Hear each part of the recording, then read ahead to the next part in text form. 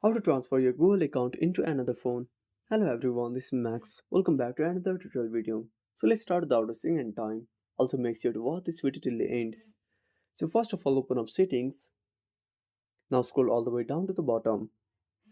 Now tap on users and account. Now simply tap on Google account. Now select your account.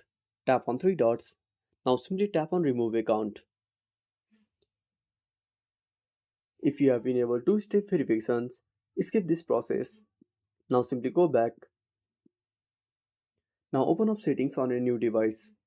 Repeat the same process. Scroll all the way down to the bottom. Now tap on users and account. Now simply tap on account. Now simply tap on add account. Now select Google.